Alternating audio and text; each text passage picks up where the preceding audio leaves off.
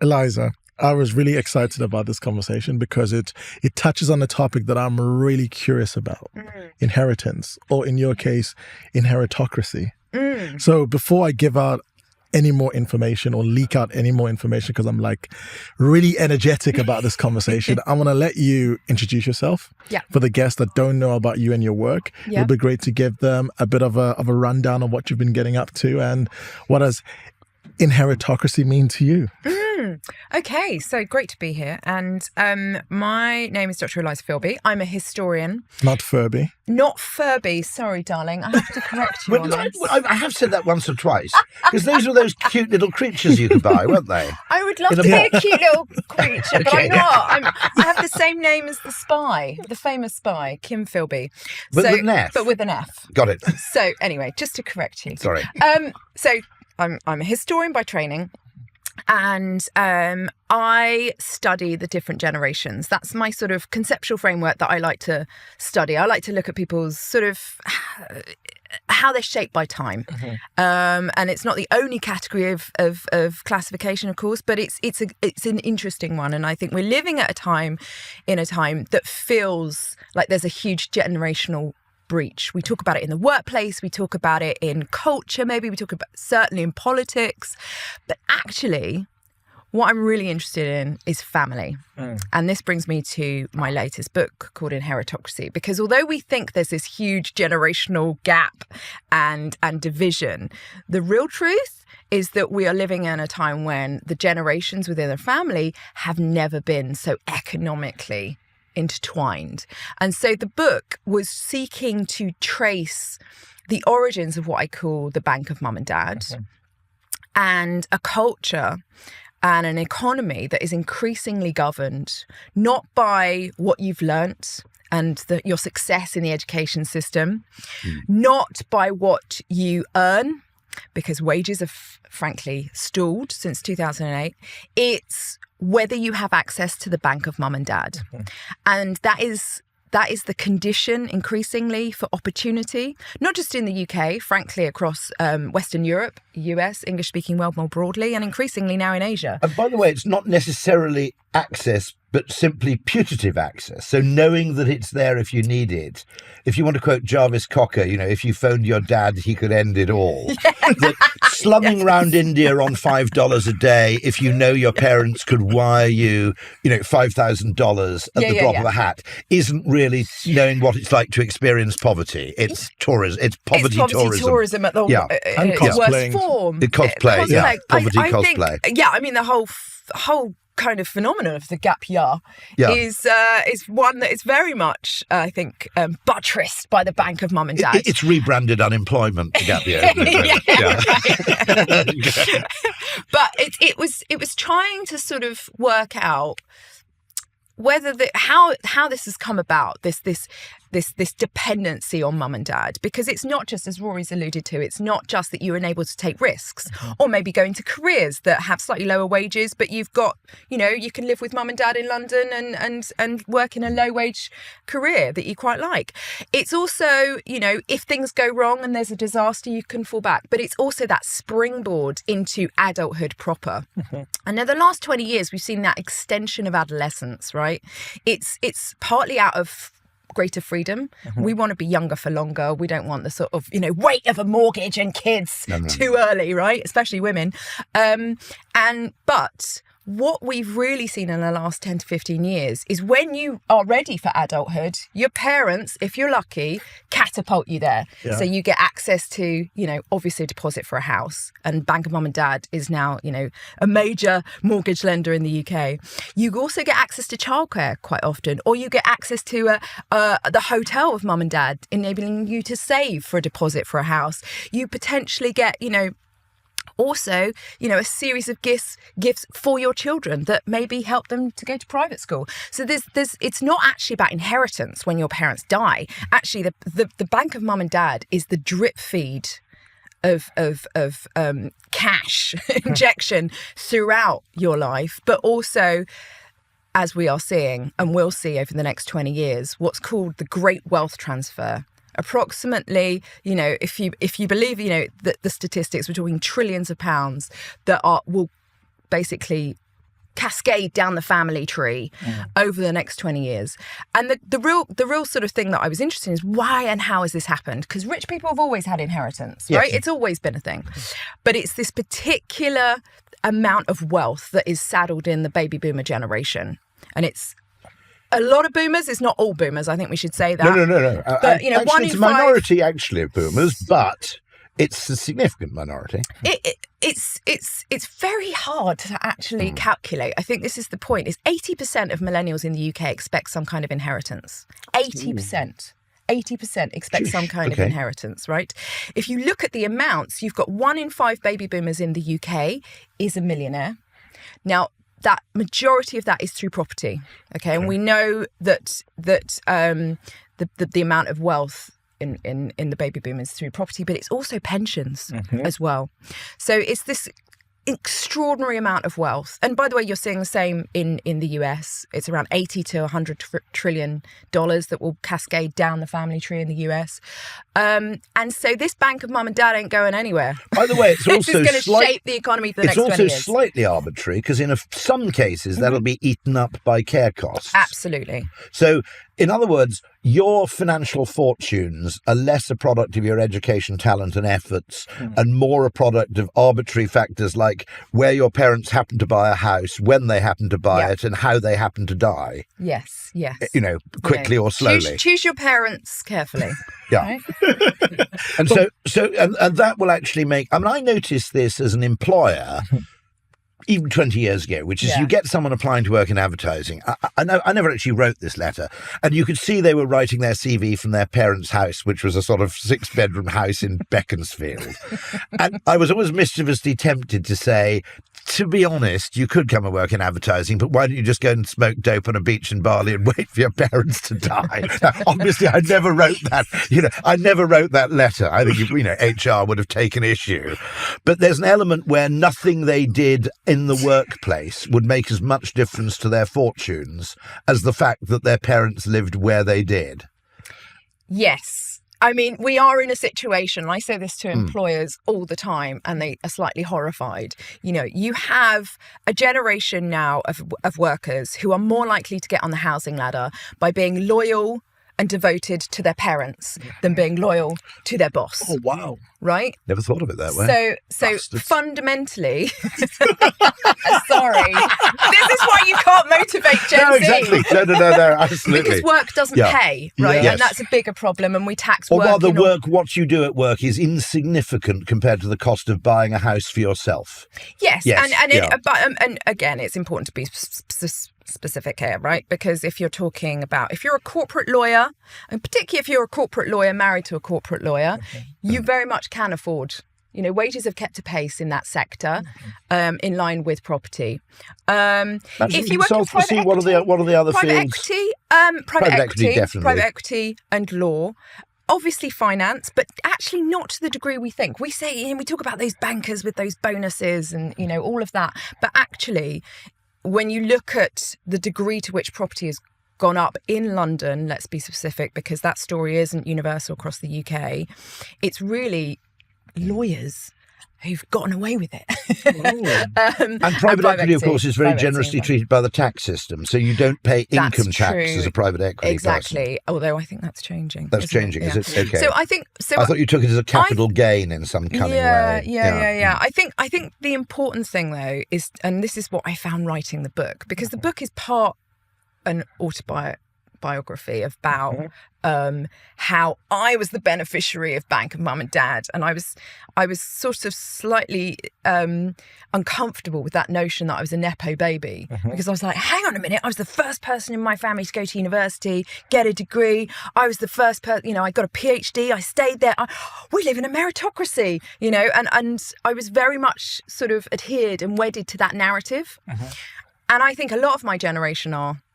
And I think we've realised that actually we're either the great beneficiaries of actually a lot of parental support that helped us get to where we have got to, or, we aren't. And there's a level of degree of resentment, quite justifiably so, because they were told, get to university. That pathway, solid pathway to the, workplace, financial security and home ownership will be there for you.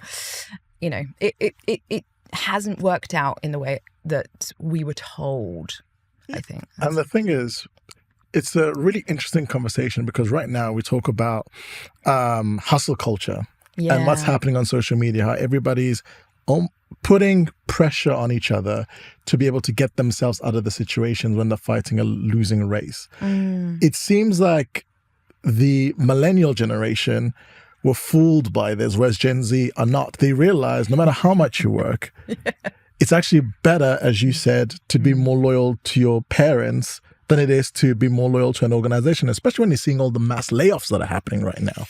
Yes, I think Gen Z is super savvy. I think more than millennials. Millennials are kind of going, hey, what happened? Yes. Why hasn't it worked out the way we thought? Oh my goodness, I'm 40 and I'm still dependent on the bank of mum and dad. Oh dear. Whereas I think Gen Z, and I think this is because they also grew up under the shadow of the 2008 financial crisis. Look at someone like Mr. Beast, for example. He's a product of the 2008 financial crisis. His parents lost their home, went bankrupt, and he set up a YouTube channel because he heard that's how you made money. And, now he's the most successful YouTuber in the world. And I think that's sort of symptomatic of a generation who grew up under the shadow of the 2008 financial crisis. One's financial sort of attitudes are shaped between the ages of 7 and 12. Very young, very young. Wow.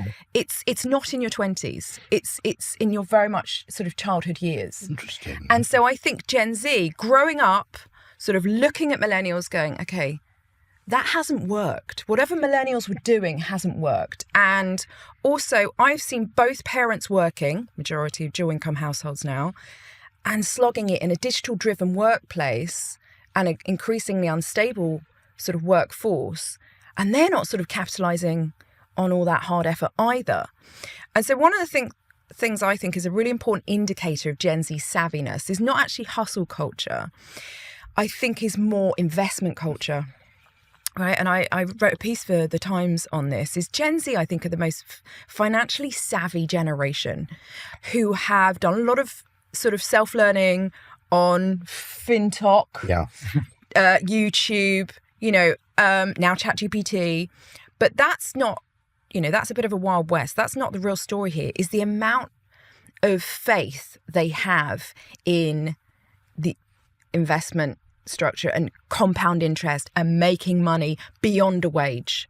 And so you're seeing, extraordinary numbers of Gen Zers, women as well as men, investing in stocks and learning about investment and really identifying as investors as much as earners. And I think that's super interesting, and that's happening globally, actually. By the way, and that's a consequence of wages stalling and work not paying. And lack of job security as well. And lack of job security. So you security. can't even effectively, confidently predict that your salary will be maintained for the next 2 And also years. the development of tech, right? Because when you have these apps and they're constantly notifying you to buy these stocks or check your stocks, it becomes an obsession and it becomes part of their identity. That's where I think it's really interesting. And you're seeing it amongst young women as much as young men, and I think that YouTube is more important in many ways than the British university system in terms of where people derive their information. The British university system. And one of the things that actually system. intrigued me was that I never read the financial pages in the newspaper. It just struck me as an inherently sado thing to do. But strangely, there's a small group of really talented YouTubers where I'll sit there and watch, why buy-to-let investing is finished for 25 minutes. Yeah. I never would have devoted that amount of time to it in print. But these people are just extraordinarily good. Yeah, I mean, they're totally unregulated, but I mean, I think like that too. Also the biggest problem as well is not just that work doesn't pay, is that there's not that same belief in property. Yeah, I was interviewing a young Gen Z who was telling me that her parents had bought their council house in the 80s and they were nagging her to kind of really think about getting on the property ladder and saving some of her income. And she had a side hustle. She was running a fanzine and making quite a bit of money doing it. And she was like, well, I don't want to own a property. I can't see myself owning a property. I want to put money into my business that will grow, and this is the critical thing, move with me. Yes. And we're seeing, quite a lot of young opportunity cost people of thinking about emagrating, and that ability to build a business wherever you are, I think is quite interesting. And that property being the sort of, frankly, anchor that sort of weds you to a place that you might not want to be. And also, I mean, an interesting thing, I thought the back to the office movement was very dubious when applied to the young, because I said, look, if you want talented people to stay working for you, you've got a choice. You can either let them move to a low rent jurisdiction, somewhere where they don't have to pay so much money in rent, or they're going to move to a low tax jurisdiction, somewhere like Dubai. So if you want to keep them in the country, at least allow them to live somewhere affordable in the country some of the time. Because commuting costs plus a rent cost are a bigger problem for people under 40 than tax, by the way. Yeah. I mean, if you think about it, I mean, interestingly, I think what often happens in lots of developments is there are these invisible thresholds you cross. Which, for example, would be where one of the thresholds I always talk about is where something starts as an option and then becomes an obligation. And the classic example of that is the dual income household. So it started as an option. If you wanted a bit more money, if you wanted to send your children to a private school, both of you went out to work and you earned more money. What then happened was that house prices basically mopped up most of the surplus, so that a second income was no longer an option, it was an obligation. You couldn't, in fact, function unless you had two incomes coming in. So the net effect of this was you effectively lost 35 to 40 hours of discretionary time per household per week, which would sometimes then get eaten up further in childcare costs or some other overhead. For no real increase in discretionary income. But you're forgetting a crucial part of that story. Go on. Female aspiration. Yeah, no. And with that, when you saw in the 90s, the women starting to outperform, frankly, girls starting to outperform boys in the education system, and also changing marital habits. So the evolution of associative mating, so that you've got graduates now marrying graduates. It used to be, the nurse aspired to marry the doctor and the secretary aspired to marry the boss, and that women married up, which is why actually there was such a huge rise in social mobility, is that it often came from women rising through marriage. Really from the 1990s, you got graduates marrying graduates, and quite often in the same sector, right, in the same profession. Of course, oh yeah. So doctors marrying doctors, lawyers marrying lawyers, and the dual income household for a certain economic group, of course, we're not talking all here, was also a consequence of just actually women wanting to fulfill and it still is, wanting to fulfill their aspiration in life, and quite often more successfully than men. Oh, absolutely. Although you could argue that, as indeed Helen Andrews does, that we're talking about lawyers and doctors. We've also got to talk about a lot of women who are forced into work which isn't particularly rewarding or pleasant, just to maintain a household. Yeah. So we always talk about this wonderful progress in terms of, people who make it as university professors or journalists or whatever. But a lot with that was awful lot of drudge work, not particularly well paid, which then became necessary. Yes, but there's also actually, I think, a bigger story within kind of lower socioeconomic groups is actually the rise of female breadwinners in working class households. Absolutely, yeah. And actually, as deindustrialization happened, particularly in the northern heartlands, actually women went to work and men stepped back as financial contributors to the household.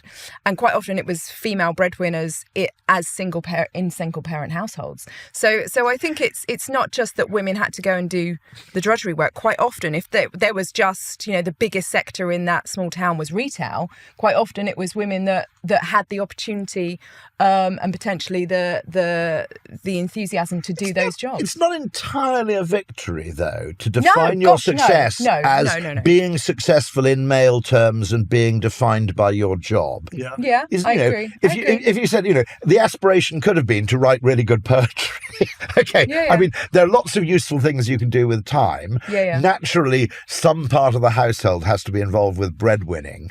The idea that, equality meant identicality, identical aspirations. You could argue that women had inherited a lot of that from men, and they were denied the opportunity to define their own terms of success. And look at where we are now, where there's a lot of women that want more children, but don't feel they have the economic capacity to have more children.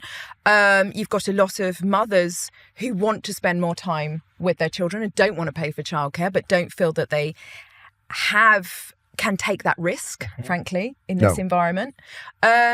I think you're absolutely right. There's also a lot of fathers who want to spend more time with their children. I was going to say exactly having said that, if you look at the data in terms of time spent with children, women in work today spend more time in the US with their kids than stay-at-home mothers did in the 1970s. Really? So yes, because we're just under this slight pressure cooker of parenting where it's all about being present with your children. Whereas in the 1970s, latchkey kids, it was like, go and play, run along. Well, this is what I mean, by the way, by one of those thresholds. Let's say you had a world which did exist where half of women worked and half of them didn't. The women who didn't work were providing childcare effectively. If your child came home from school, they went home with the kid whose mum was at home. Yeah. And you'd have a situation in London where that family just didn't exist. Okay, so this is what I mean by these thresholds where things go from being a pleasant option to an obligation. Yes. Paid childcare. Everything is now structured and really expensive. Yeah. So the word that I want to fixate on is pressure. I think that pressure is the perfect word to define what we're going through right now. There's pressure from all angles. There's pressure financially. There's pressure from a relationship standpoint. There's pressure to be the right parent. There's pressure to earn enough money.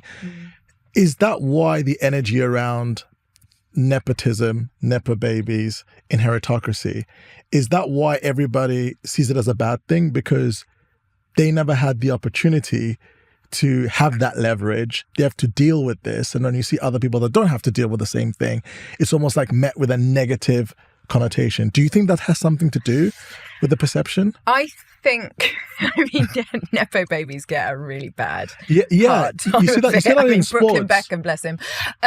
I think there is... Firstly, we're weirdly living culturally in the era of dynasties. Succession, the TV show, the Kardashians, Beyonce and Blue Ivy. It's now obviously LeBron the Beckhams. James and Bronny James. Everyone is now monetizing their kids and their mothers. Mother's Day has become this massive thing now where everyone's posting how much they love their mother, and their mothers become the celebrities along with the kids. So that we are living in the era of dynasties, right? There's a wonderful game in journalism where you look up a journalist's Wikipedia page and see how often their parents both have their own Wikipedia page. Okay, it's actually quite alarming. You can now do that in acting, writing, it's actually broadened out beyond journalism. So I think we're living in the era of dynasties. I also think we're living in an era of slight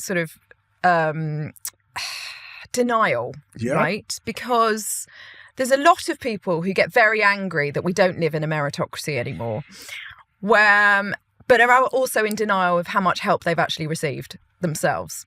So when we ran some polling data for the book, one of the things that fascinated me was the ones that were most likely to say we live in an inheritocracy, yes, we definitely do, were men earning over 100k.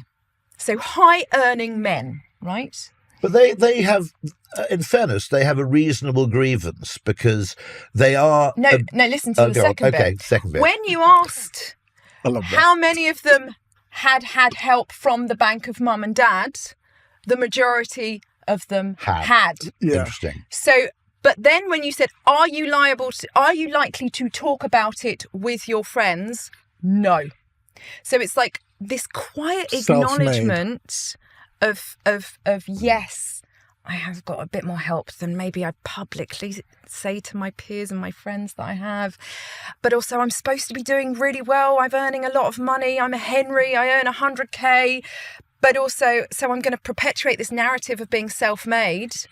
And what's interesting is when you look at how people talk about being self-made, what they quite often sort of refer to is their parents' struggles. Yes. So actually they're not self-made. So it was a brilliant paper done by a bunch of academics that assessed people that had actually got access and help on the property ladder through the bank of mum and dad, and what stories they told themselves and others about how they got their first property. And they referred to their parents' struggles rather than their sort of present sort of success. And I think so it's vicarious self-madeness. Yeah, so it used to be that parents kind of, sort of upheld their kids' success. Now we're upholding our parents' struggles, right? Yeah. It's a kind of way of justifying our being. But to answer your question very, very sort of round the houses way is I think we are sort of living in a social media driven culture where comparison now is, we've always compared ourselves with, within the village. But our frame of reference has changed completely. Frame of reference is off the scale. Keeping up with the Joneses is no longer about your kids or your accomplishments, about your parents. Right. And we talk a lot about privilege, but and being authentic, but no one's authentic when it comes to the privilege of the bank of mum and dad. By the way, I think that's just it creates this sort of, as one girl said to me, sorry, just to finish, she said, I couldn't understand before I read your book why literally when we turned 30, houses started falling out of the sky when it came to my friends. Literally, they were suddenly acquiring these houses.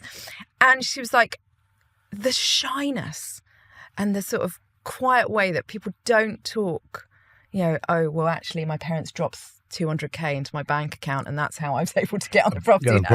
You don't post about that bit. You don't post about that bit. Anyway.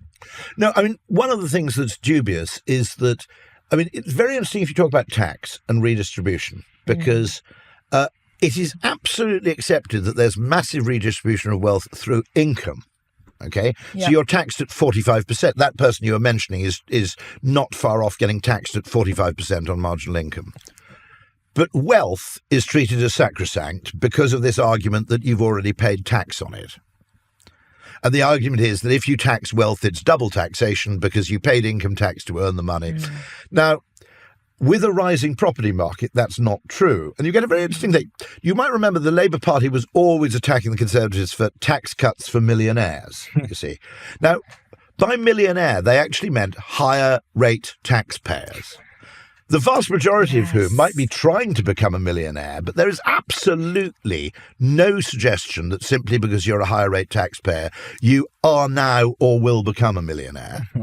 The other thing is, which isn't well understood, is that people who earn a lot of money are generally portrayed as bankers who are higher rate taxpayers for 25 years of their life. There are a hell of a lot of people who hit that higher rate tax bracket as a reward for their previous 20 years of work. So if you become deputy headmaster of a comprehensive school, say, for example, state school, okay, you've been working as a teacher for 20 years, and this is pay dirt. Okay, the last 5 years of your life, you get promoted, you start to earn a lot, then the government immediately hits you. It's not that you've been earning $100,000 a year for the last 30 years like an investment banker. It's effectively what you've been working towards, and it's punished. And a lot of people at some point in their life reach those high earning thresholds, but only for a short time. And yet at the same time, so what was nonsensical about this is they were conflating wealth and income as though they were correlated. And of course, in many cases, they're completely uncorrelated. You get people who don't have a bank of mum and dad, who are earning a lot of money, who are not going to have this sudden house dropping out of the sky. And they're taxed very heavily. Whereas some old fart who's just happened to buy some place in Sevenoaks in 1973 gets, this literally, where I live, you're surrounded by a single person retired living in a 4-bedroom house worth 1.5 million.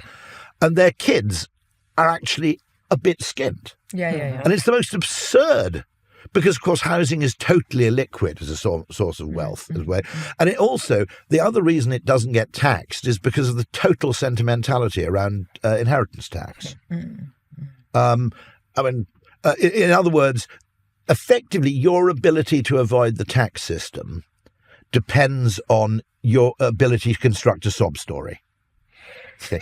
So let's say you introduced land value tax and a single pensioner was forced to downsize. Okay. That's the front of the Daily Mail. Oh my goodness, look at me. I'm forced to move out of my house. Okay. Meanwhile, you go out to work every fucking day, right? And get up at 7 o'clock in the morning. The government takes 45% of, there's no sob story around, hardworking people, earning 70,000 a year. Amen. You see that with, I'm living it. You see that with athletes as well, right? So an athlete will break their leg or something will happen or someone will break into their house and they'll be like, they can't have a sob story because of how much they earn. No one talks about how much they pay in tax and the contribution there is, and the fact that what they earn during that period, they have to live with for the rest of their life. And we just talked there about wealth.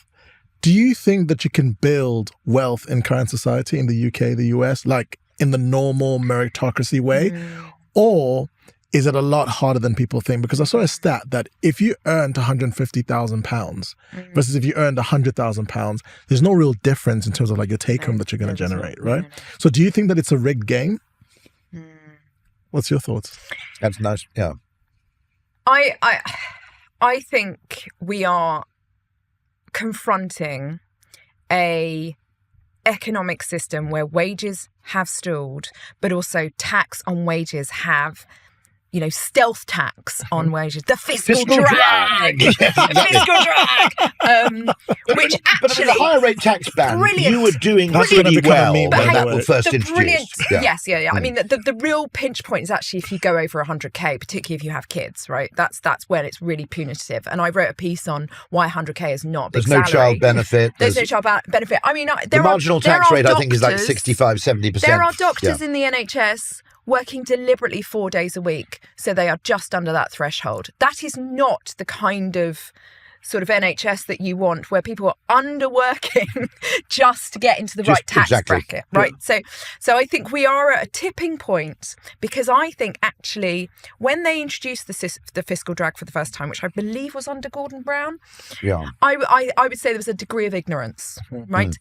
There is no longer a degree of ignorance when it comes to the fiscal drag, because you've got YouTubers, you've got Instagram financial advisors saying, this is the fiscal drag if you are, this is the tax on your income. I think voters are super aware of the amount that wages are taxed in this country. I think they're also super aware, because of social media, how underpaid we are compared to the US, for example. Which is astounding, by the way. Astounding. You see, people working car washes are earning $80,000 a year. It's astoundingly bad when you see those comparisons. So I think we are more aware than ever of the way that we've taxed wages. I think we are... It's even worse, by the way, in a large company, because if they have any money to spare, they won't actually pay you a pay rise. They'll just hire 7 more people in HR and compliance and in these white-collar welfare jobs, which are basically not really productive in any meaningful sense. I don't think that's true anymore, because actually one of the biggest sectors that's shrunk because of AI is HR. Really? I don't think that'll happen because who decides who gets fired? HR. Because it's all automated. Yeah. That's the theory. That's the theory. But who decides who gets to keep their job? It's all AI at the moment. It's basically AI. People using that's AI. A merciful release anyway. Yeah, people are using AI to apply for jobs, and people are using AI to combat and choose who actually gets the jobs. It's like internet dating. It's awful. It's AI talking to AI now. But I think, just to get back to the point about taxing on wealth. So since 2008, we've had this sort of rather farcical debate about the 1%. The 1%. That's the evil 1%. I mean, and actually what they mean by that is actually quite often the 0.1%.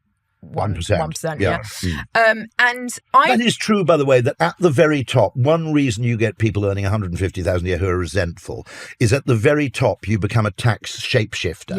You can redefine income in any way you like.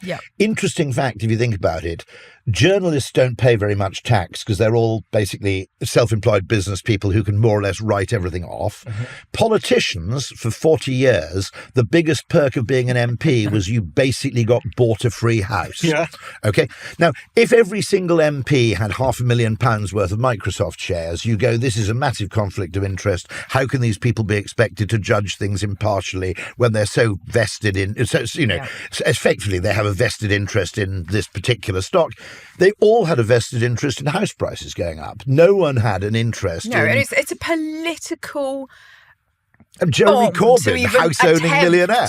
Okay. Attempt to. I mean, part of the reason why they can't properly reform inheritance tax is because of the sentimental emotion bullshit around property ownership, particularly amongst the baby boomers who were the. I don't understand the sentiment about this. My favourite kind of tax is the one I pay when I'm dead. It strikes me as absolutely brilliant, but apparently, no, don't, you know. But to go back to your point about wealth, alcohol taxes that bother me. When you think about the wealthy, should we tax the wealth owners? You have very interesting commentators like Gary Stevenson. Yep. Who have gone viral. He's waiting to become a Georgist. He just needs to discover. He's very specific about who he's targeting, which is those that own over 10 million, right?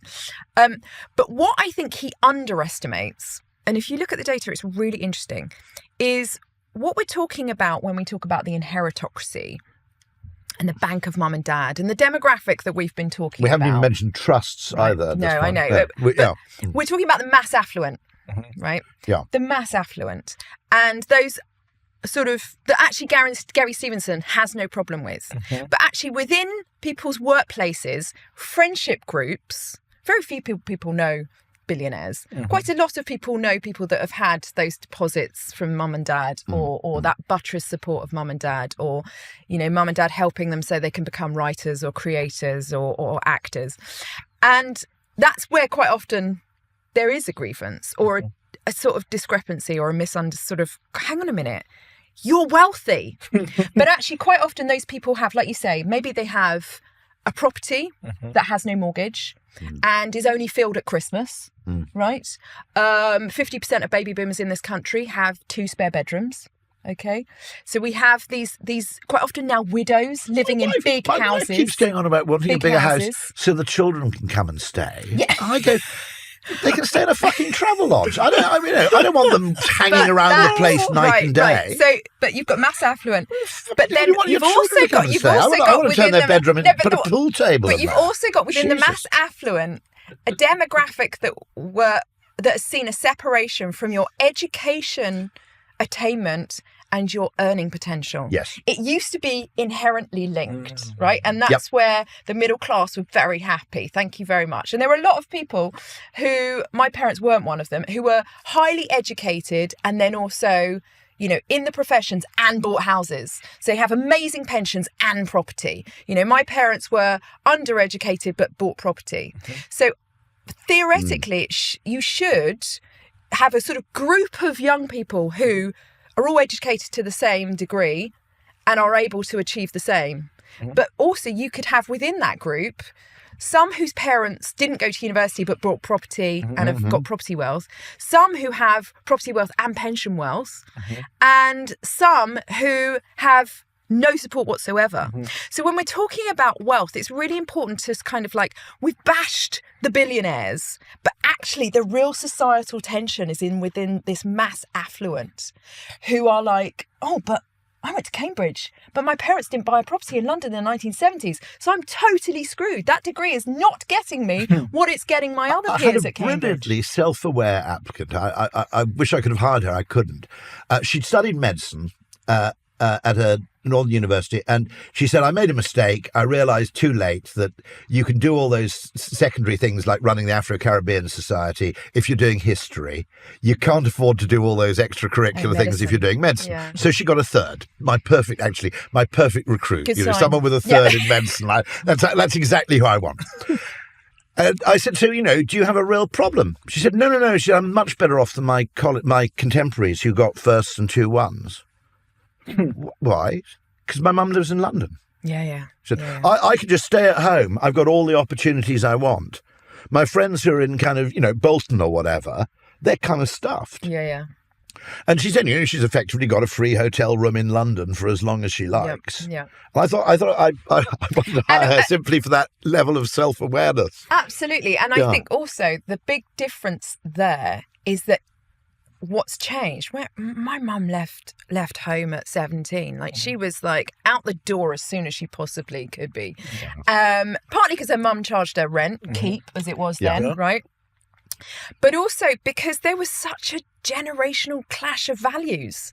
My mum was a sex, drugs, rock and roll child of the 60s. Yes. You know, and my grandmother very much did not believe in sex before marriage, very much did not believe in bringing men home, or frankly, even having a boyfriend. So there was such a generational clash within the family. Now, that happens still, right? Let's not pretend that people don't have a sharp value divide with their parents, but it's less than it was. So actually sometimes it's the other way around. Yeah. So if you look at sort of, you know, attitudes towards homosexuality, attitudes towards sex before marriage, you know, all of those sort of generational divides that used to be there in families that actually stop them living together longer. Yes. Now you can bring home who you like and stay at home until you're 30, you know, to a certain degree. And let's not generalise too much, because there are some households where there is that divide, particularly potentially, you know, that's driven by religion, for example. But I think that's the interesting thing as well, is that there's a sort of value convergence that's happened within families that also makes this cohabitation for longer and the hotel of mum and dad actually possible as well, you know? So when people put out the narrative that Gen Z is lazy because they don't work as hard, or they don't have the grit, are they just being smarter? And do they they just understand that the impact over effort here? They're basically saying, I know how this road goes if I go into this rabbit hole trying to appease these institutions, when really the true answer is making sure that I'm closer to my parents. That'll give me more of a leapfrog to get into a different space. I can then use whatever money I do earn to invest, and then both will compound and I'll actually get there a lot faster. Do you think that that's what's actually happening here? That's a good one. I think yes. I think they are. They're savvy, but they're savvy because they're also screwed, right? I mean, we but they're responding completely rationally in response to incentives. There's nothing weird going on here, you know, in terms of cultural shift. It's simply that you don't have job security. Graduate jobs were promised. The entire narrative you were promised, which is go to university, get a good degree, get graduate employment in a large respected institution, effectively has turned out to be a bit of a cul-de-sac. Yeah, I also would say, like, literally you can chart this trajectory throughout history. It's one of the wonderful, beautiful themes and threads that is constant throughout history. Is young people have always been classified as lazy, entitled, and unwilling to work hard. You can find quotes from Aristotle that endorse that view, right? In ancient Greece. The same was said about the boomers in the 60s. The same was said about Gen Xers. They were known as slackers in the 90s. The same was said about millennials in the 2010s, and now Gen Z. And very soon it will be said about Gen Alpha, okay? Who have, by the way, grown up with, you know, on-demand TV, shouting at Alexas and doing their homework on ChatGPT. They're going to be a nightmare in the workplace. They're going to be a nightmare in the workplace. Instant gratification as well, not waiting for anything. But I do think there's an important shift, and I don't know if you would concur with this view, is that there's three things that have happened in the last 20 years that make that sense of the individual most pronounced within Gen Z. Now, we've seen rising individualism since the 1960s, but Gen Z are the generation that's grown up invariably with a smartphone in their pocket since they were 13. So they have access to the world's information, right? Which is why nothing you say impresses them. Okay, we destroyed childhood wonder when we gave kids smartphones at such a young age. They've grown up with the world's marketplace, which makes them instinctively, not entrepreneurs, that's different. They have a fluid attitude to being a buyer and a seller. Right? And that has transformed how they see money, and also living in a cashless society, right? And a globalized cashless society. So he had access to a smartphone, and also critically social media, which is comparison culture, which is, you know, very negative, but also endless aspiration, right? So this ability of what can I do, but also endless notification. So this is what I'm wearing. This is where I'm on holiday. This is what I'm doing. And it's constantly endorsed, which doesn't happen in the workplace. Some people are opting out. Can I just finish? So you've got this. So you've got this hyper individual. Anyone picked up someone else's phone, it is a total foreign land. It's a different world. You go to the explore page. So you've got hyper individualized sense of self through the phone.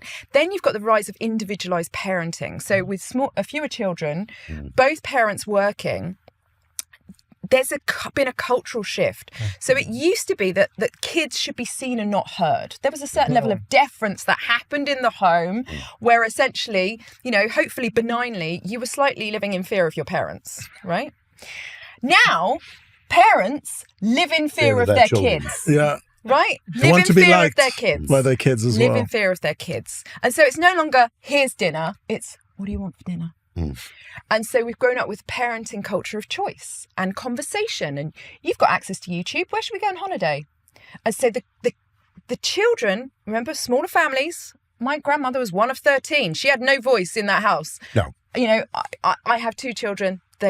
They vocalize their opinions daily. So we have given kids a voice in the home, obviously through the algorithm, and then in school. School has become this hyper individualized, can't fail conveyor belt in which you are, you no longer are encouraged to work during your studies. It's this track. And actually, unfortunately, for a lot of people that don't succeed in that system, they are very much given very few choices and a sense of failure that often lasts throughout life. But those 3 factors of that hyper-individualism through a smartphone, hyper-individualized parenting and a sense of voice, and then this hyper-individualized education system, you build that in early doors into a generation, and then they go into a workplace which is built on age and stage and a fixed hierarchy where you're supposed to be deferential to your elders, and they're like, what? Why is no one listening to me? Why haven't I got promotion? Why are you not taking the time to tell me how brilliant I am? Why are you not, recognizing me as a person? Why are you not understanding that I want to do this and I aspire to be this and I want to change the business like this? And that's where the clash is coming. But it's combined with the economy doesn't work in the way that it used to, and I need to forge my own path. And that's empowering and is to be encouraged, because I think we're going to see a rise of less sort of classic employee trajectories, more multiple careers, but critically more solopreneurs and maybe entrepreneurs. Oh, yeah, I think that's true. I mean, the other interesting thing to me is that why young people aren't angrier about it. And part of it is that they stand to inherit. The other reason is simply they simply were not alive as sentient adults at any point in time when it was any different. So I could reasonably expect when I started work in 1988, you started to think about getting on the housing ladder by about 1993. And even when you were renting, the landlord earned less than any of the 4 people in the house. So we were in a house of multiple occupancy to start with for the first 4 years. I always make this point that, my father was a landlord. He bought a large Victorian house and split it into 6 apartments. We lived in the largest one. Most of the people throughout the 70s, 80s, 90s who were renting there could have bought, but for whatever reason, they chose not to. They didn't want permanence. It was more convenient. They couldn't be bothered with owning a place. And of course, you have these interesting, as I said, phase transitions, which we often don't notice, where things go from being an option and a choice to being an obligation. And effectively, young people in London are working a form of indentured servitude, where they're, my description of Ogilvy is we effectively are a business that transfers wealth from clients to buy-to-let landlords, leaving a little bit left over for the people doing the actual work. So as a Georgist, I regard, fundamentally, if you pay for a car, you are making a car. Without your money, that car would not exist. When you pay for land, in particular, property, you're paying for something that already existed. And so it's the difference between rivalrous consumption and what you might call benign creative consumption. And so much of the economy, so far less of the economy goes into consumption now. We talk about this as a consumerist age, but as a proportion of outgoings. The typical American home in 1960, if you added up what they'd paid for their car, TV, washing machine, furniture, clothes, their possessions had cost them about the same amount as they paid for their house. Now, you couldn't find anybody, bar an astounding art collection, whose home possessions were worth even a fraction of what their house was worth. When this is a really weird claim to fame, my grandparents were the 4th family in Wales to own a dishwasher. But Looking at the ratio here. Liberation. They lived in a 5-bedroom house in Krakow, which was a bit less shishy than it is now. But it was an extremely attractive large house. The house cost them, I think, £4,000. The dishwasher cost £80. Yeah, I mean, it's so if you look at the insane, isn't it? multiplier, even if you went and bought a Fisher and Paykel, £2,000 dual level dishwasher, that if you multiply that up, that's a house costing £100,000. It would now be £1 million. And so nearly everything we buy, particularly in terms of consumer goods, has got cheaper and cheaper and cheaper. Food. We're talking about this cost of living crisis. I actually wrote in The Spectator this week, you could buy everything from Selfridge's Food Hall and Dalesford Organic, and you would be spending a lower proportion of your salary on food than the average household in the 1970s spent on food just to survive. Can I say, this is why this nonsense about too much avocado on toast is the reason It's bullshit. why... Absolute bullshit. bullshit. Yeah, It's the reason why young people can't buy houses. So there's a perception that they are consumerist... driven and they're spending too much money on subscriptions and holidays and brunches and all coffees. Those things, they're being completely rational because all those things are a bargain and housing is a massive fucking rip-off. And a classic example is the cost of a TV. You know, my mother's parents saved up so much money. My other grandparents got it on the Never Never. Radio rentals. You know, it was the coronation. You rented your radio. The symbolism of having a TV for Elizabeth II's coronation, because it was so bloody expensive. You know, the one person on the street that had the TV, everyone congregated, right? Status symbol. The cost of a TV now is so ridiculously They're giving cheap. them And it's a much better TV, by the way. We mustn't forget that as well. Consumer capitalism for the win, I say.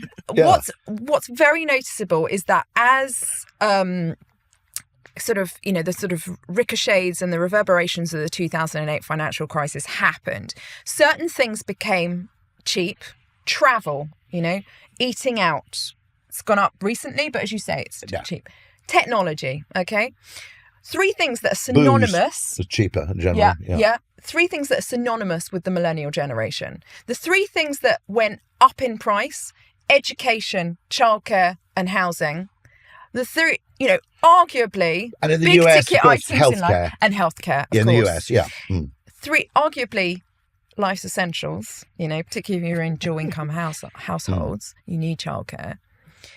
The only way that you could pay for that is through the reliance, to some degree, if you had it, through the bank of mum and dad. So everyone talks about boomers having all the money. No one talks about how generous they've been actually to their kids and that cascade of wealth that's trickled down. And the reason why young people, I think, aren't angry is not because they're going to inherit, is because they've been almost nullified and sweetened by the buttressing support of their parents. And as we know, the Conservatives, when they were in power, were completely wedded to the triple lock pension. Yeah. And actually also sustaining property wealth. Okay, yes. That's basically, and penalising young people through rising costs of tertiary education, income tax, through not regulating or dealing with the rental crisis that was happening in major cities, in particular. You're not building houses. We're living in this weird economy where, you're right, why aren't young people angry? They're being totally screwed over. Yeah. And the only reason I can think of is because parents have really softened the blow. And it's as much in working class households, and this is what people, I think, don't give enough sort of thought to, as in middle class households, and especially obviously in the 1%. Because there are a lot of hotels of mum and dad, young people in their 20s still living at home, in working class households, where the parents are working longer to support the kids in their 20s. And eventually, one would hope, that care and that economic transition will By the way, they're huge concentration. So the dual income household forces you to live in a big city where property is more expensive. Okay, the university system. If I hadn't gone to university, there's no way I would have moved to London because I would have been lonely. I would have stayed in Monmouth. I had a much better life. You would. Monmouth's beautiful. Okay. Shit. Okay. Right. But you go to university, you make a load of friends. If you don't move to London, you're going to be lonely because the majority of your friends will end up moving, or at least to some large city. Okay, so the sort of centripetal effect of all this is also to concentrate more and more people in a smaller and smaller area. And I've got a mischievous thing. I actually think there's a possibility that London's actually objectively shit. Okay, but people have paid such a high price to live there, they convince themselves that it's worth it. Yeah, I'm going to disagree. No, I'm sorry, that's true. I'm going to disagree. Let me explain what London is in retail terms. It's a fucking massive Tesco Extra. Yeah, there's a lot of stuff there, but 99% of it's irrelevant to you, and it's a fucking pain in the arse to get around. If you move to a nice small town, it's like a little Waitrose. It's like an M&S Simply Foods. Here we go. Everything you want. Everything you want. There's no benefit unless you want to go to the theatre or you're into deviant sex and you need lots of people to practice it with. The There is countryside no is other full reason. of deviant sex. No, but I mean, it's discreet. No. If you're into dogging, don't live in Tooting. Live in, Beaconsfield. Sorry. No, actually, dogging was invented in Surrey to give them something to do when it was too dark to play golf. But that's the second. That's my theory, anyway. Deviant sex belongs to the repressed. No. But the countryside or suburbia, in many ways, objectively much nicer places to live. But people pay this huge price to live in London, so they have to convince themselves that because you can buy an avocado at 1 o'clock in the morning, somehow all this pain is worth it. I have a real problem with this. It's shit. No, it's seriously, it's bullshit. It's not that good. You're not going to like this. I'm on Rory's side for this one. So I'm from... You're Brummie, aren't you? Yeah, I lived in Birmingham and then I moved to London. And I spent about 2-3 years in London. So I'm from Congo, right, originally. And what happened was when Congo became independent, a lot of people went over to Europe in pursuit of education, a better life, etc., etc. And what happened is that they came to places like London, in Belgium, you had like Brussels, you had Paris. And then what effectively happened is there was no opportunities. So what happened is that they overcompensated for the fact that there was shame for the amount of money their parents spent to get them over there. So they would dress like they were wealthier, they would act like they were wealthier, and they would shame everybody else that lived in the country because they didn't make the decision to go into these affluent areas, right? And although that is from the Congo to Europe, I think that also happens from big cities to small cities. People go there and put on this because of Sex and the City and because of Mad Men and because of all these pictures that we've built about being in the city and how it's a signal for success that I think that if you think about London, a lot of people, I'm trying to think about the amount of times that somebody that I know has invited me to their home.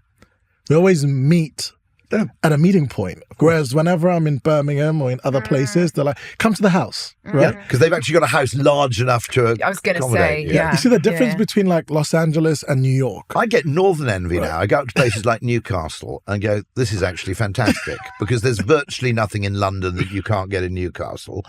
Don't forget, I agree with internet, that. That's the internet definitely changed. And Well, you're Tooting through it through. I've heard about you said that your family's been there. Cut me open, I bleed the Thames. Like, seriously, I'm a Londoner. No, it's completely overrated. It's massively overrated. I'm going to give you a slightly different perspective. That's is that I Croydon, think for crying out loud. Zone 3. Okay, right, all right. And I also went to school at Greycoat Hospital, big up Greycoat girls, in Westminster. So I have an affinity to London that will never be destroyed. And my husband's tried to drag me out of London and That's because you've seen the light. Is it bias? And shall I think actually where I'm going to say something that doesn't apply to London as such, because I think I've lost... I'm not going to convince you guys how great the city is. You just either have to love it or you don't. London. And if you don't love it, that's fine.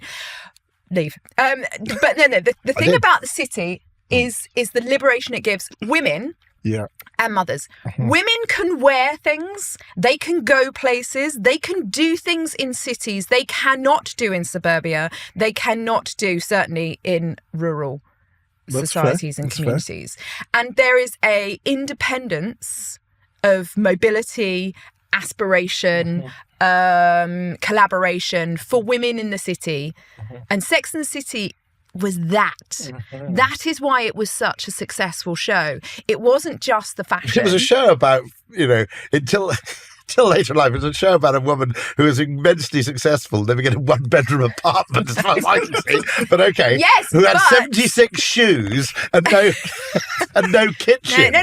But okay, let me give you the antidote to this, the contrast to this. If you are a mother in a rural community, you are basically a taxi service for your husband, quite often, if you only got one car, drive. And a taxi service for your kids. Everywhere is all a of that's struggle. True, but at least you get to go at 60 miles an hour. And the village, there's full of potholes, you can't. It is actually really difficult. And I know lots of my friends who actually moved out to these wonderful houses that they couldn't possibly afford in London, with all this space and a garden and all of these things. But a lot of them are moving back because of the resources, because of the facilities, but also because of the freedom. There aren't any resources. There's not any resources in the countryside, but there's far more in London. But sorry, I'm going to see it through a gendered lens. Here's a tough question if you're going to be young. Okay. It was axiomatic, effectively, in 1980, 1990. If you were earning, $150,000 a year at Goldman Sachs, you were doing better than someone who was earning £60,000 a year, right? To ask the question of someone who's, say, 23 now, who's doing better? Someone who's working remotely in Ibiza or Fuerteventura on £60,000 a year, or someone working in London on £150,000 a year? It's not an easy question to answer. So it is. You think it is? Yeah. Why? Because of AI. Because actually the return to office has reignited this culture of presenteeism, right? That we all thought, oh, that's not going to, we're no way going to go back to 5 days a week. It has temporarily reignited. Right. But what's becoming clear with use of AI is that suddenly there is a return to human. There's a return to in-person meetings, client relationships, the ability to speak, convince, build trust, build connection, listen to each other beyond, but not all the time. Not all the time. But if that's you're what living, I feel. Go into London one day a week, meet a load of people, then fuck the hell off and go and get an orchard. Yeah, but that's what I'm saying, is that actually there's a really difficult, if you're talking about being in Ibiza and just being a digital nomad, I don't think that's the same sort of degree as, I don't think that's possible in the same degree that it was even 5 years ago. Well, when we were in COVID. I think new businesses are evolving, which are actually tapping into the possibilities. Which generation is the most likely to be in the office? Gen Z, because they want that connection. Their flats are so small, they just need the space. Because they haven't got a desk, but at home. But it's not. It's because they want socialisation. Yeah, I buy that. They want learning, and they want to feel valued, and they want to feel part of something. We have killed most forms of in-person socialisation, whether it's religion, whether it's even community sport, whether it's any form of association or culture. And work used to be the place where you not only met your significant other, but also probably had an affair. It was the place where relationships started, friendships were built, and actually young people know that they need that, and they need that more than ever, not just because of digital overload and rising loneliness, but also because of AI. And I'm seeing that actually you're seeing the return to office is very much kind of accepted by younger generations who are frankly scared about the tightening of the labour market and the insecurity of the labour market. The generation that doesn't want to come to the office, understandably, our millennial generation who've done their time, they've done their 10 to 15, 20 years in the workplace, slogging it in the office, have their network, and are at the sort of forefront and pressure point of early parenthood, and do not want to commute to London to get into the office for 9 a.m. I do think that the purpose of work, but also the purpose of educational institutions like universities is changing. We're realizing that the real value, you can get the knowledge online, right? The real thing that you're missing out is the connection. One thing I would say is that I do think that more employers are seeing people that just want to work remotely unfavorably. They want people to start to come to the offices. Culture presenteeism. If you're a Gen Z who graduated around the pandemic, which meant that you didn't have any office experience, a lot of people will look at you in a different way if you don't know how to, because they don't know what you're doing, right? So I think that it's partly because people want connection, but I also think that it increases your employability opportunities if you do that. One thing that's really interesting that we touched on is the fact that women benefit a lot from being in bigger cities, especially if they're career orientated, which causes the question about relationships, and they talked about inheritocracy and the dynamic between parents and kids and how that's almost brought them together, and they realized that that's the stakeholder that I have to please the most to increase my likelihood of having a good future. Now, how is the whole conversation around inheritance impacted relationships, dynamics, who people pick? I think it's huge. I mean, I spoke earlier on about, associative mating, this theory of you marry someone similar to you, but also how that's happened with education. So graduates marrying graduates. It's now happening with the bank of mum and dad. So one bank of mum and dad is marrying another bank of mum and dad. And if you think about it, otherwise it's a bit of a problem, because if one of you inherits £700,000 and the other one inherits 50, whose money is it? Becomes a little bit of a tough question. Well, interestingly, we ran some polling on this. Oh, here we go. And we asked, if you inherit money and you are in a partnership, do you see it as money for the partnership, or do you see the money as something that's uniquely yours? Men said money for the partnership. Yes. Majority of women said it's mine. Because, by the way, we live in a scarcity mindset, right? We are vulnerable when it comes, historically, when it comes to divorce. We are, financially vulnerable, if we have kids. So women, that does not surprise me, by the way. It's not that there's a total asymmetry here, in a sense, in that if you think about it, there's virtually no such thing as a trophy husband. Okay, there is, right. You'd have to have a Nobel Prize and look like George Clooney to hang around the house all day doing light domestic chores while your wife went out to work. There's a total asymmetry there in the expectation of provision. Okay, in that you can have it one way round. It's very rare to get it the other way around. Okay. And we had a previous guest on the show here who said she was selling effectively garden saunas, things like that, at trade fairs. And she noticed one thing immediately. Women would come along to the stand and say, I'll have one of those. And men will come along and say, I'll ask my wife. Yeah. And so actually we're talking about income equality between the genders. There's massive consumption inequality.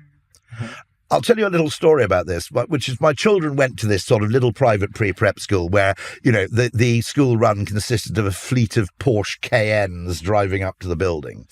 And my wife overheard this conversation, which is, I feel a bit sorry for John. This is her husband, who presumably works in fixed income trading at JP Morgan, right? Because I did promise John that when he got his bonus, if I got a new kitchen, right, i.e. 40 grand's worth of kitchen, wait for it, he could have Sky. Okay, so you literally had, as a concession, this man was allowed to have what every Glasgow tenement building would have. And there is this extraordinary, now if you look at the United States, it's different. There's a bloke economy, speedboats, leaf blowing machines, gas barbecues, pickup trucks, okay. European consumption is unbelievably weighted female. Yeah. Is that fair? Because there's a veto. Yeah, I mean, there's quite an interesting... I'm not even allowed to buy one of those soft ice cream makers from Ninja because my wife wants to keep the kitchen surfaces clean. I think it's a feminized economy, and I'll come back to that point because I think it's... machine that makes soft ice cream. Who the fuck doesn't want that? Right? Okay, sorry. I need to disagree with you on that point. Okay. But I think what's happened is it's now a multi-generational economy. Look at holidays. Yes. The amount of holidays that are now booked by grandparents and paid for by grandparents. The amount of even weddings now. Hen parties are multi-generational. The mother of the bride comes to the hen party. That was not. When my kids were very young, they jokingly said they were a bit pissed off that my wife and I had stayed married because all the people whose parents had got divorced, all the kids got twice as many holidays. Well, now it's across the generations. So if you look at private schools now have a day for the grandparents. That's it. Open day for the grandparents. Why? Because the grandparents are paying the fees. The fees. So you've got this sort of multi-generational economy. But one fascinating interview I did for the book was a girl who was her parents had got divorced when she was in her teens, and she had lived with her mother, and her father had remarried, and she really from the age of I think about 25 had got with her partner. They'd never got married because she never sort of trusted the marriage as a financial arrangement or as a lasting bond. But she said to me, I don't have a joint bank account with my partner, right? I don't want to co-join finances. In fact, she owned her own flat in London, but she had a joint bank account with her mother. And I thought that was fascinating. What? Yes. She had a joint bank account with her mother because they had joint property investments. So her financial future was being bet on her mother, not on her partner. Wow. Now, that may be unique because she was a product of a divorce and she recognised the dependence. But I think it's a really interesting illustration of a broader trend here, is that there are a lot of millennial women who have sought greater financial security by being dependent on their parents than being dependent on a man. They've grown up with that sort of feminist narrative of don't get too dependent on a man because, you know, it could be broken by divorce. You don't want to be vulnerable. But your parents are almost offering, in some circumstances, that greater security. And I think the... And can that relationship be controlling, really? There we go. You've hit on the main point that I wanted to make, is that we're talking about the bank of mum and dad like it's just that money trickling down. You know, it's just a gift. It's an unconditional gift. No. It's got strings attached. It's never an unconditional gift. We're giving you, 50 grand for a house, but it has to be within 3 miles of us. And also, it's got to be a house. Don't think you can go and spend it on avocados. And that spare room, yeah, it's got my name on it. Yeah. So, and when I sell my house and going to need care, it's also got my name on it. So they're investing in their future. So, to what extent? I'd love to know. By the way, how for much younger of this people, gifting is unconditional. You're both younger than me. I just want to make something clear, which is my parents were, actually weren't very. My dad went bankrupt, when I was about 20. He was a property developer, but they were fairly generous. I think my grandparents were reasonably generous. One other thing I noticed moving from Wales to England is this is in the 1970s and 80s. In the 70s and 80s, once you left home, you were on your own. Yeah. I just thought, the reason I'm saying that is because I'm 60 and I suddenly realised that anybody aged 25 watching this may not be aware of this generational shift, which was literally, you might get your parents to buy a bit of clothing for your kids.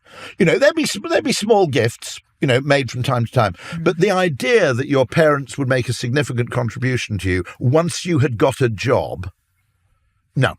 I mean, I think I noticed, coming from Wales, I thought the English were remarkably stingy towards their own kids. And when I was at university, there are a load of people. Actually, it was interesting. Generally, the Irish, Welsh, Scots, the parents were kind of helping them out a bit.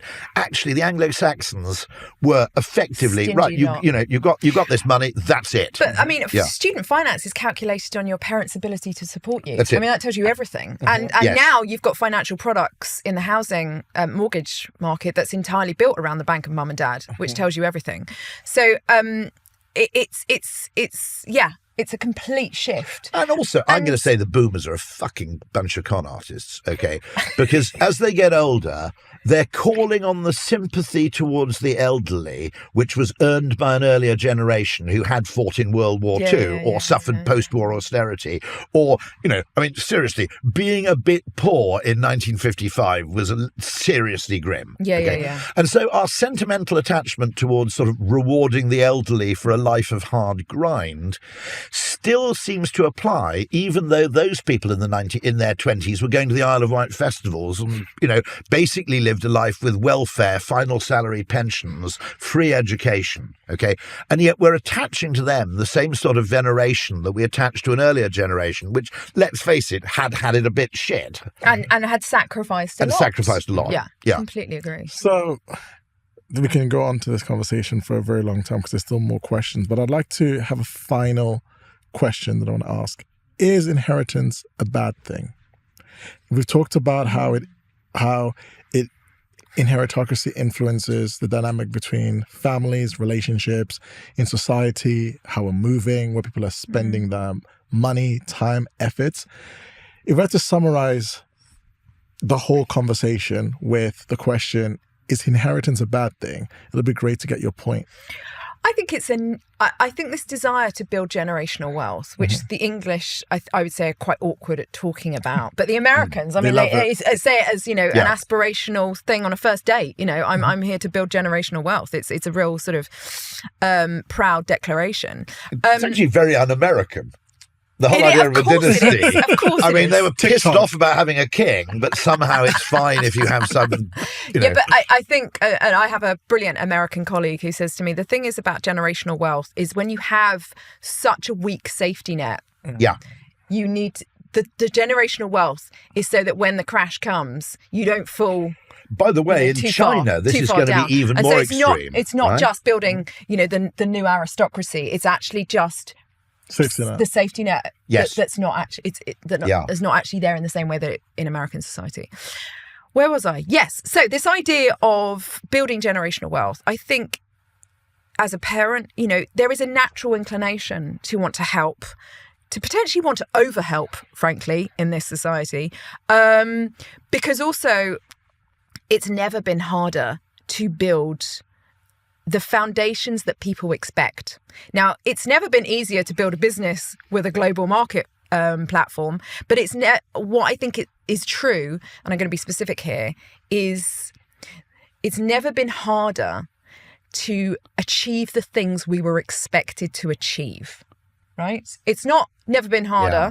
It's not that we have it very easy. Most of us, have central heating. Most of us have access to hot water. Most of us have access to, decent food. So, by and large, humanity has progressed. But this whole idea, as we talked about earlier, that pathway has become more difficult.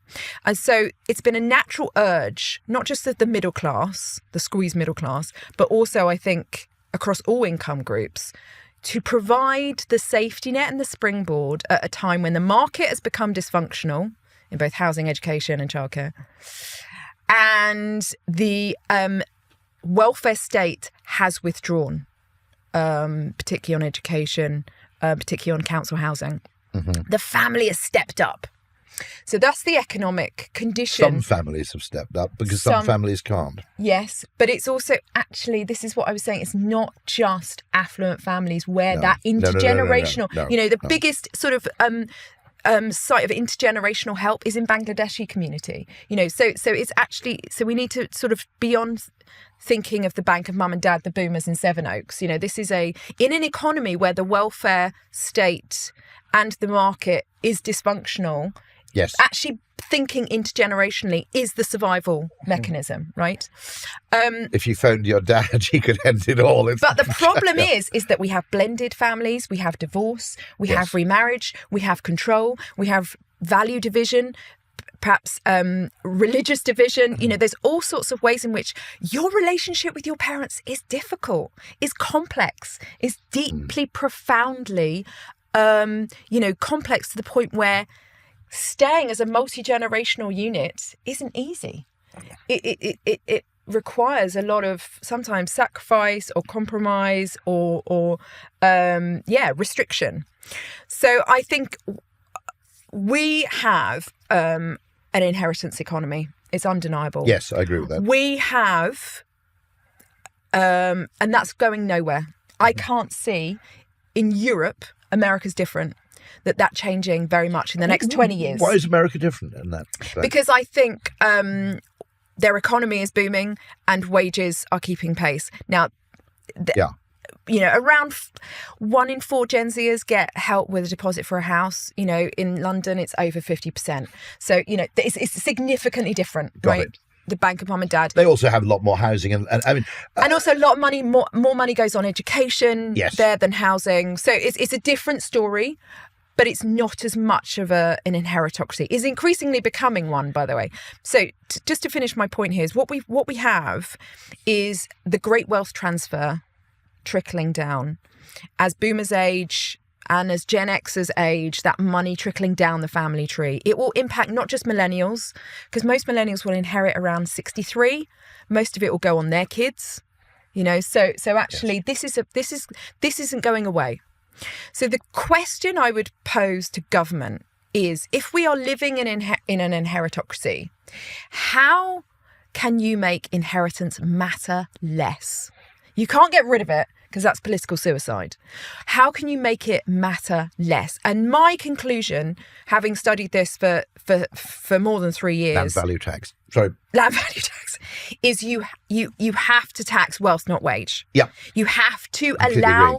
people to earn as much and keep as much of that money as possible. I'm not going to put thresholds on it.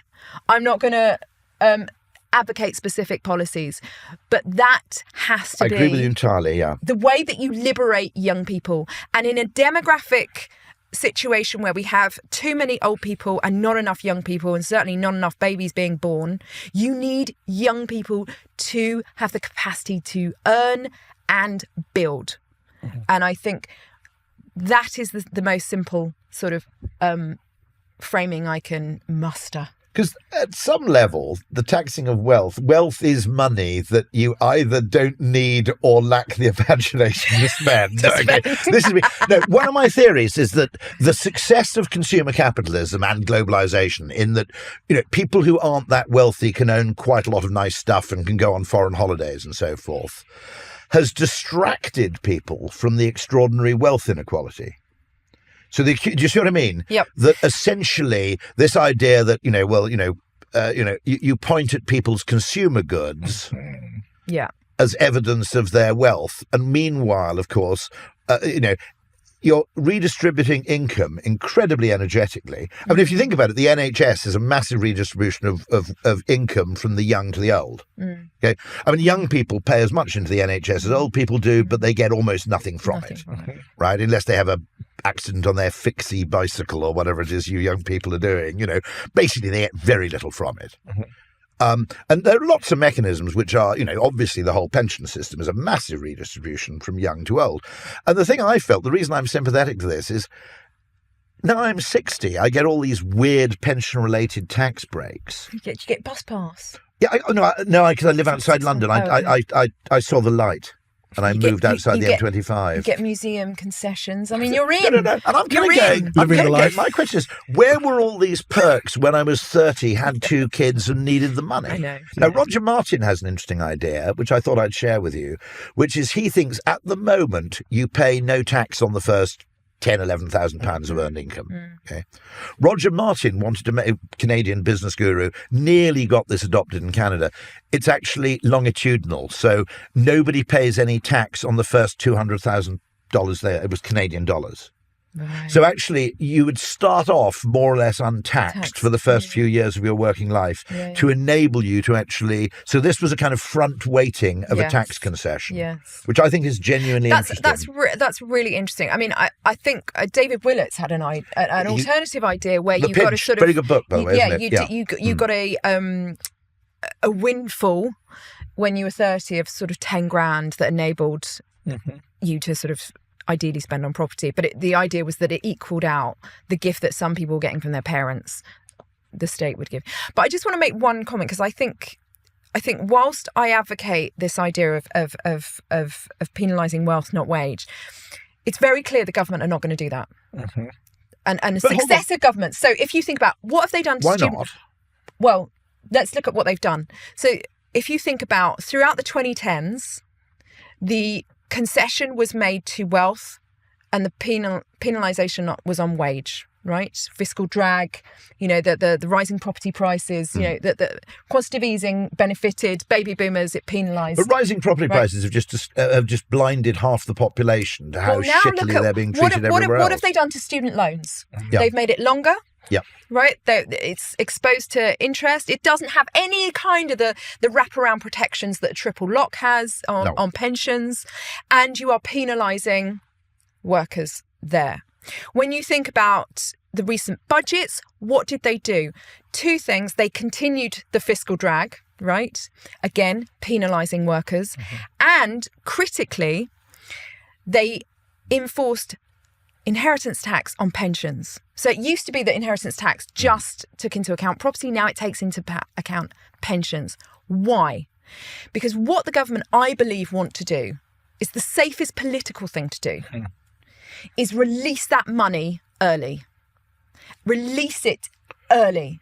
So, oh my goodness, my pension is going to be subject to inheritance tax as well as my property. I need to release that money early. And that's what's happened. So the bank of mum and dad, parental gifting, has trebled over the last decade. And the reason why is because government incentives have reduced your exposure to inheritance tax. Now, what is happening, therefore, is that it's being released unevenly. Some have it, some don't. So no provision is being made by for those that don't have that. And so this is what essentially my book is about. It's not about the intergenerational warfare between the old and the young. It's about the intragenerational division within Millennials and Gen Z, between those that have the bank of mum and dad and are getting more of it, pumped. Look, here's another 30 grand because Rachel Reeves is getting out a red box and is going to penalise us, getting more of it. And whilst those that don't have anything or whose parents can't afford to release anything because it's all bound up in property are really struggling. And that's, I think, what has been happening politically. It's far from ideal, but what they're trying to do is release it back into the economy, because what young people are doing when they get that money from Bank of Mum and Dad, they're spending it. Yes. They're building a new kitchen. They're spending money on Instagram. They're going on holiday. Unless their dad's Warren Buffett, who wouldn't give his daughter money to replace the kitchen. This is the fundamental problem. There's not enough money amongst young people to maintain the economy going. Right. Boomers, we need to. Because the whole theory in economics is that people accumulate wealth in their youth and then spend it in old age. What the economist found was that that old people are often surprisingly frugal. Yes, too frugal. In proportion to their wealth, partly because their wealth is tied up in property. Useful tip, by the way, for anybody who's got parents or grandparents. Interestingly, apparently, if you don't downsize by the age of 72, voluntarily and deliberately, you'll only do it under duress when you're forced to move into sheltered accommodation or you run out of money. And so there's this psychological thing. It's like a bit like, I suppose the logic is, once you're 74, you think, why would I go through the trouble of moving to a smaller house when 4 years later I might have to move into, sheltered accommodation or something else? So there's this. So one of my arguments is you should actually have a stamp duty holiday. Around a certain age. So it says, if you want to avoid paying stamp duty, it's now or never. So it actually basically says shit or get off the pot and forces people to make that decision at a point in their life when they can still make it. And guess who's moving back into the city? Because it's convenient. They're often nearer their How can they afford families. To? Baby boomers are moving back into the city. Really? But also one of the problems is there's not enough downsizing. But also the city is for young people who rubbish. You should rubbish. You're just occupying a house in Tooting, which are young people, which your husband is absolutely right. He's trying to do the decent pro-social thing by moving out to a decent bit of suburbia where you can have a lawnmower and a patch of lawn, patch of grass, right? Okay, right? And then your house would be free for young people to use. But can I just say one thing? My mum is 79. Yeah. She lives in the house that my grandfather won and put the deeds into my grandmother. He was a gambler, and put the deeds into my grandmother's name so he couldn't bet them again. I see. My father, who lived in that house his entire life, is buried in the garden. We buried him in the house that he was born in.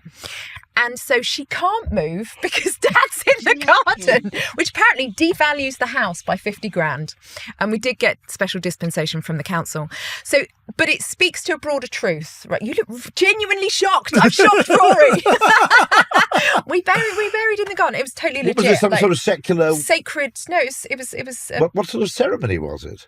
Church of England. We got a priest. Okay, fine.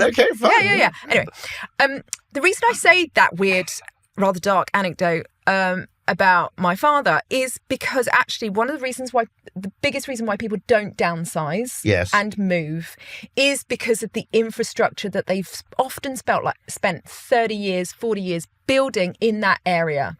And so whilst it's unsafe, inconvenient, expensive to heat. It's a community. It's a community. And I grew up in the Welsh borders, trust me. Nowhere in London is a community. Okay, it's a delusion that Londoners tell themselves. Totally no, I won't have that. I'm sorry, I won't have that. No, you're right. You are right. I have to come in as the referee today because we're going to have to wrap up, unfortunately. But this has been amazing. It's great watching you and Rory go on a sword fight about where to stay. But this is a very necessary conversation, and thank you guys for having it and sharing so generously with our audience. Pleasure. Thank you so much. Amazing. Thank you, A pleasure.